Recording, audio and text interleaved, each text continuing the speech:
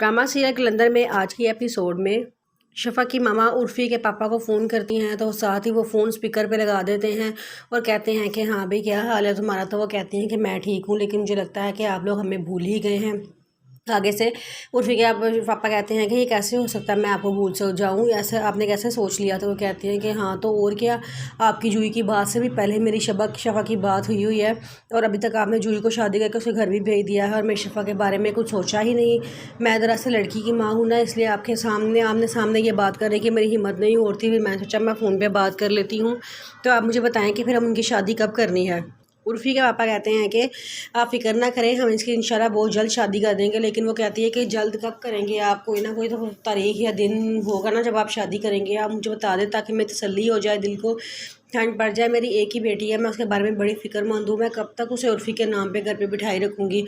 आगे से उर्फ़ी की मामा कहती हैं कि मेरी बात सुनो, अगर हमने उसके साथ रिश्ता जोड़ लिया है तो हम उसे ब्याह के घर भी तो लेकर आएंगे ना, इतनी जल्दी किस बात की है, ले आएंगे उसको घर।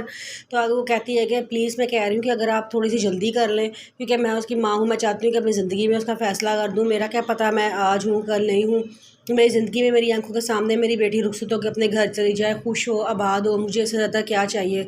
तो आगे से रफ़ी कहते हैं चलो ठीक है, हम फिर संडे को आएँगे आपके घर शादी की तारीख लेने के लिए। शफ़क़ की मम्मा कहती हैं ठीक है, वो बड़ा खुश होती हैं। उर्फ़ी की मम्मा उर्फ़ी को बुलाती हैं और बताती हैं कि हम संडे को तुम्हारी शादी की तारीख लेने के लिए जा रहे हैं। तो वो कहता है कि अच्छा, ये तो बड़ी अच्छी बात है। और वो कहती हैं कि हाँ मैंने जूही को भी बुला लिया, उसके शोहर को भी बुला लिया, फिर हम सारे मिलके ना इकट्ठे चलेंगे उनके वहाँ घर। तो जो कहता है चले ठीक है।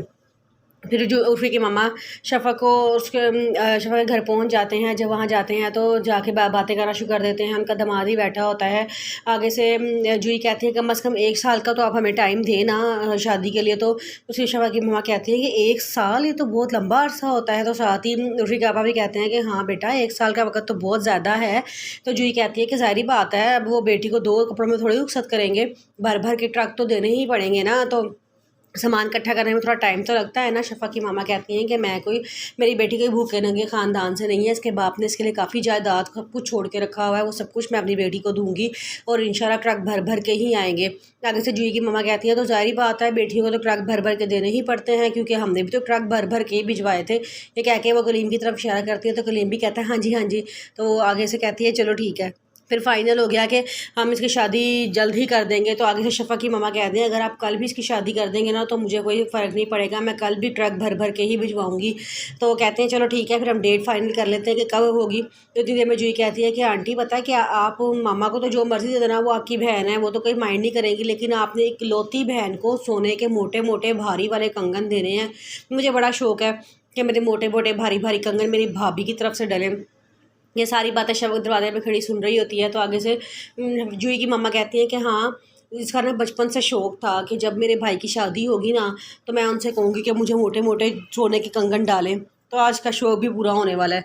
वो कह के सारे हंसना शुरू होते हैं। जूही की शफ़ा की मम्मा थोड़ा सा परेशान हो जाती हैं। शफ़क़ अंदर आती है, चाय वगैरह रखती है और फिर बाहर चली जाती है। तो जूही कहती है कि तुम भी आओ ना, हमारे दरमियान बैठो, लेकिन शफ़क़ नहीं बैठती, वो बाहर चली जाती है।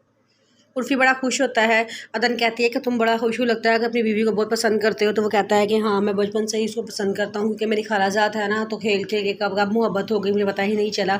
तो आगे से अदन कहती है कि तुम ना देखना शफ़ा की इस घर में कितनी इज़्ज़त होगी, क्योंकि इज़्ज़त बीवी के शोहर ही करवाता है और तुम उसके हमेशा साथ खड़े रहोगे। मेरी तो इज़्ज़त इसलिए नहीं हुई कि मेरा शोहर मेरे साथ नहीं था। उर्फ़ी कहता है तो ये बात आप अपने शोहर को समझाएं ना। तो अदन कहती है कि वो 2 कशियों में बटा हुआ इंसान है, वो क्या मेरी औकात कदर दिलाएगा लोगों को।